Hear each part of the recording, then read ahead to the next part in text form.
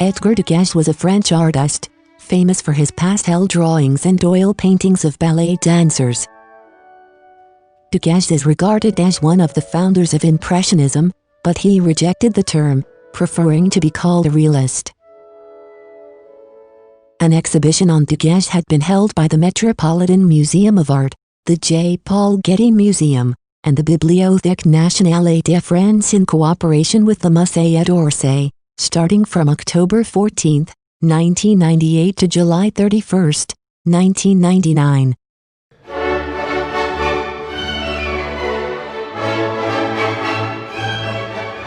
Surprisingly, this exhibition was not a painting exhibition by Impressionist master Edgar de Gas, but a photograph exhibition, titled, Edgar de Gas, Photographer. The 40 extraordinary photographs in the exhibition were assembled for the first time, all of his major surviving photographs, revealing the artist's surprising achievement, in a medium in which he had gone largely unrecognized. They ranged in subject from portraits to dancers to street scenes and landscapes. They included several remarkable nudes and brilliantly colored glass plate negatives. De Gas, photographer. Why did he, the famous painter, take up photography at his later years?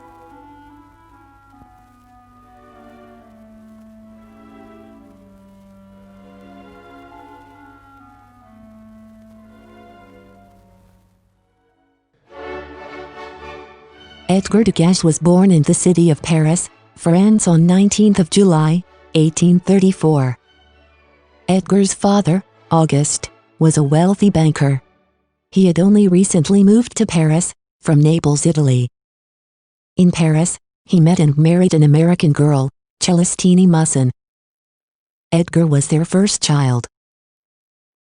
De Gas began his schooling at age 11, enrolling in the Lycée Louis le Grand. His mother died when he was 13, and the main influences on him, for the remainder of his youth, were his father. His father was very interested in the arts, particularly music and theater. He encouraged young Edgar's artistic interest. At age 18, he had turned a room in his home into an artist's studio. Also, he was allowed to copy the work of masters at the Louvre. He even imitated the signatures of masters. Due to his father's expectation, de Gas duly enrolled at the Faculty of Law of the University of Paris in 1853, but applied little effort to his studies. At that time, Paris was drawn up in two hostile camps, the Romanticists, under Delacroix, and the Neoclassicists, under Ingres. In 1855, he met Ingres, whom de Gas revered and whose advice he never forgot. Draw lines, young man, and still more lines, both from life and from memory, and you will become a good artist. In April of that year, de Gas was admitted to the École des Beaux-Arts. He studied drawing there with Louis Lamothe, a former pupil of Ingres. However, de Gas left the art school after a year of study. The next 3 years were spent traveling, studying and painting, in Italy. There he filled 27 sketchbooks and made more than 700 stunning replicas of Italian masters such as Da Vinci, Botticelli, and Michelangelo. This classical style remained with him throughout his life, appearing even in almost all his works. Upon his return to France in 1859, de Gas gave up historical subjects and began to concentrate on portraits. De Gas was a superb portrait painter. In his early canvases, he immediately showed his skill in capturing the inner life of the sitters. A born psychologist, he enjoyed the play of one personality upon another.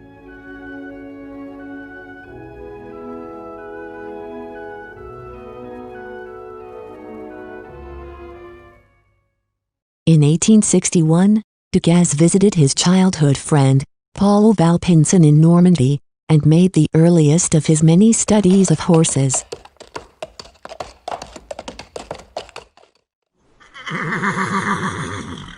He exhibited at the Salon for the first time, in 1865. Next year, he submitted the Fallen Jock. He signaled his growing commitment to contemporary subject matter. The change in his art was influenced primarily by the example of Édouard Manet, whom Degas had met in 1864. Upon the outbreak of the Franco-Prussian War, in 1870, Degas enlisted in the National Guard. During rifle training his eyesight was found to be defective, and for the rest of his life his eye problems were a constant worry to him. After the war, Degas began an extended stay in New Orleans, Louisiana. Degas returned to Paris in 1873, and his father died the following year, whereupon Degas learned that his brother René had amassed enormous business debts. Dependent for the first time in his life on sales of his artwork for income, he produced much of his greatest work during the decade beginning in 1874. Disenchanted by now with the salon, he instead joined a group of young artists who were organizing an independent exhibiting society. The group soon became known as the Impressionists. Degas took a leading role in organizing the exhibitions, and showed his work in all but one of them, despite his persistent conflicts with others in the group. He had little in common with Monet, and the other landscape painters in the group, whom he mocked for painting outdoors. From 1870, Degas looked around for new subjects and discovered them in the opera house and ballet. His variety of treatments of the ballet is enormous, and none is more original than a series of scenes on the stage, glimpsed from an opera box. At the same time, Degas sought new and surprising angles of composition. He tilted the floor of a rehearsal room. He peered down from opera boxes. He stood in the wings and glimpsed fresh, unforeseen slices of life.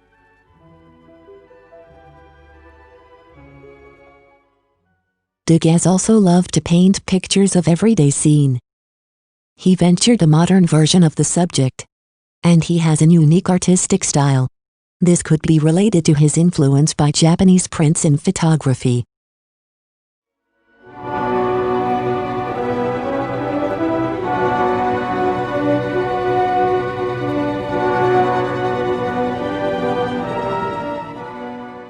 Degas was certainly aware of photography from the beginning of career. He posed for carte de visite portraits. He bought photographs from Adolphe Brown and Corporation. Degas drew a portrait of Mary Cassatt, holding carte de visite spread like a fan. Degas studied the stop-action photographs of Edouard Manet in the late 1870s. He was amazed that Manet-Brégé's photos proved that a horse's feet leave the ground, in a rolling sequence, not in the hobby horse pairs that most artists favored. The snapshot aesthetics that Degas was experimenting with were then new and untested. He cropped to create a close-up view, often abruptly cutting off the edges of the composition, or even parts of the focal point of the picture. In 1885, Degas set up an amusing tableau vivant parody of Ingres' The Apotheosis of Homer, before the camera of a local British photographer, Walter Barnes, in the seaside resort of Dieppe. In his humorous take on a painting by Ingres that hung in the Louvre, Degas cast himself as the blind Homer.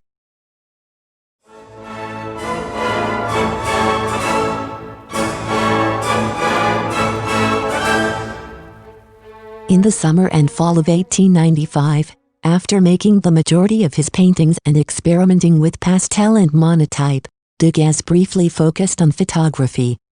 By the time, Degas was 61 years old. Then in Paris, he lived in comfortable bourgeois style, on the lower slopes of Montmartre.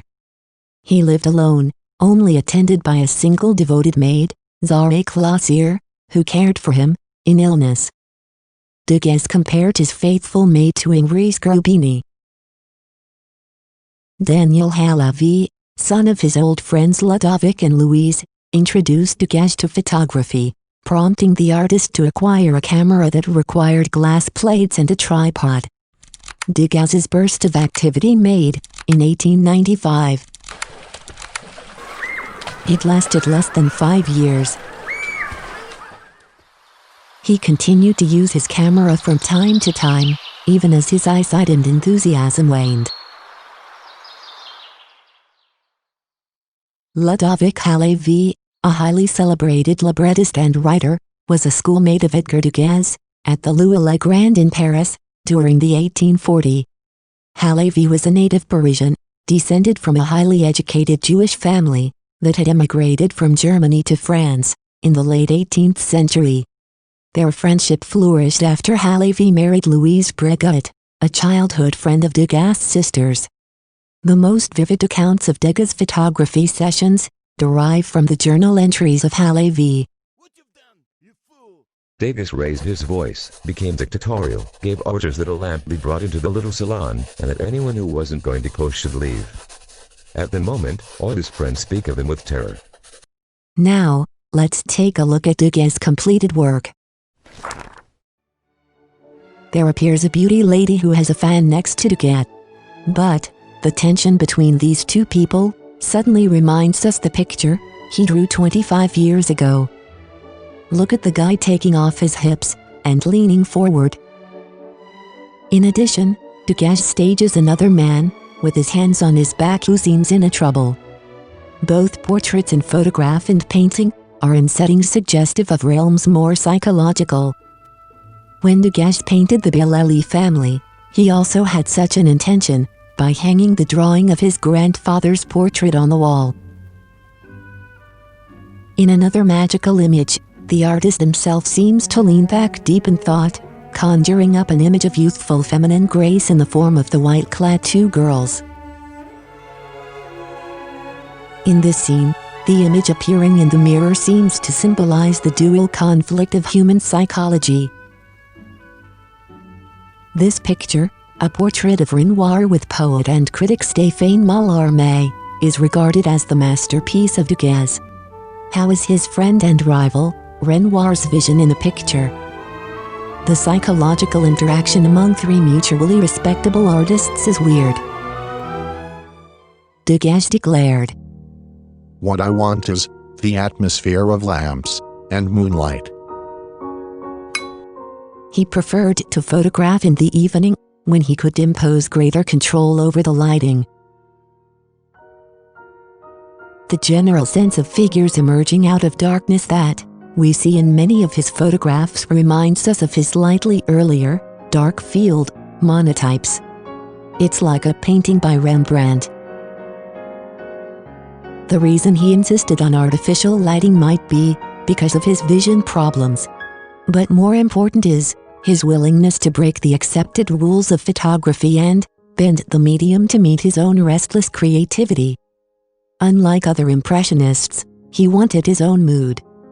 He chose photography as the new medium of challenge in his art.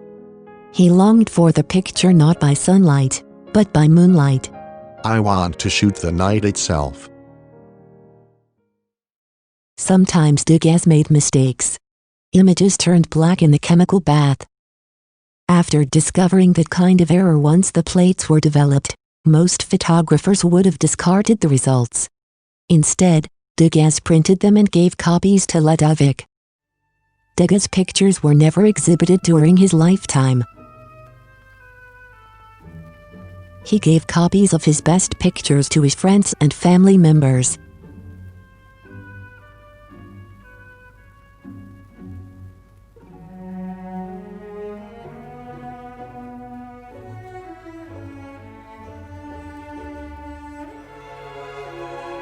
The Dreyfus Affair controversy brought his anti-Semitic leanings to the fore, and he broke with all his Jewish friends. Degas' argumentative nature was deplored by Renoir, who said of him, "What a creature he was, that Degas. All his friends had to leave him. I was one of the last to go, but even I couldn't stay till the end." He never married and spent the last years of his life, nearly blind, restlessly wandering the streets of Paris. On September 27, 1917, at the age of 83 he passed away, practically blind, and neglected by a new generation. He had instructed Forain that he wanted no funeral oration. "If there has to be one, you, Forain, get up and say, 'He greatly loved drawing.'" So do I. And then, go home.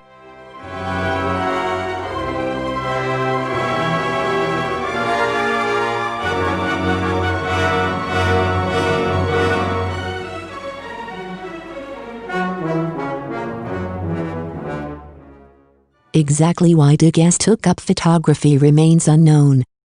Then, he was 61. He was an affluent, respected painter. Why, a photographer, furthermore? I guess, he saw the death. Suddenly he might realize, he could not stop the fleeting moment of time, only by the painting. His young brother, Achille, was dead at 55. When he painted Achille in the uniform of a naval cadet, Achille was 19. Then he heard two bad news, one from his friend Valérns, and the other from his sister, Marguerite, were dying. On the wall of de Gas' apartment, not only his paintings, but also the art he collected were hung. We could suppose the artist's mind, at that present and the past. If we look at the portrait photos, Bartholomé lost his wife, and de Gas lost his sister. So they were sharing their sorrow.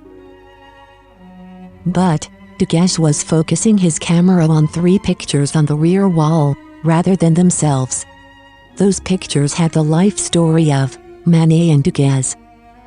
Manet and de Gas were close friend and rival. Sometime in 1868, de Gas painted a portrait of Manet and his wife, and gave them as a gift. But one day, de Gas went to Manet's house, where he discovered that the painting had been slashed from top to bottom, and right through the likeness of his wife. De Gas was naturally furious, and he took it back. Their friendship has never been restored again. In 1883, Manet's left foot was amputated because of gangrene, and he died 11 days later in Paris. De Gas followed his coffin with over 500 visitors. De Gas had a lot of his own works and collections, but on the wall were the paintings, Portrait of Edouard Manet and his wife, by de Gas, and The Ham, and the lithograph, Polichinelle, by Manet. It would have been 12 years since Manet died. De Gas was saying, Once Manet was here, in Paris, with me.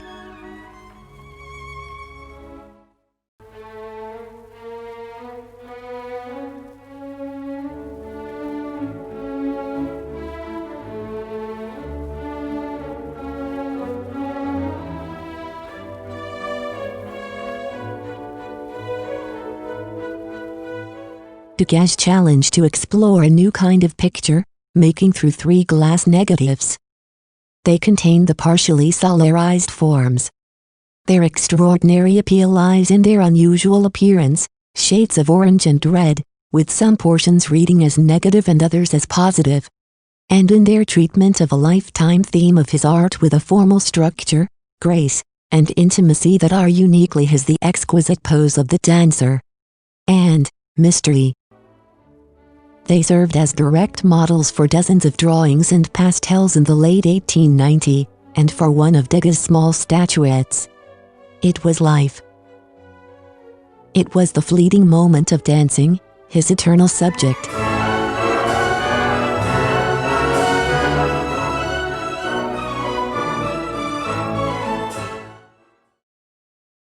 Bold composition, unusual vantage points, and the use of artificial lighting, shown in Degas' photographs, are certainly an unique photographic eye.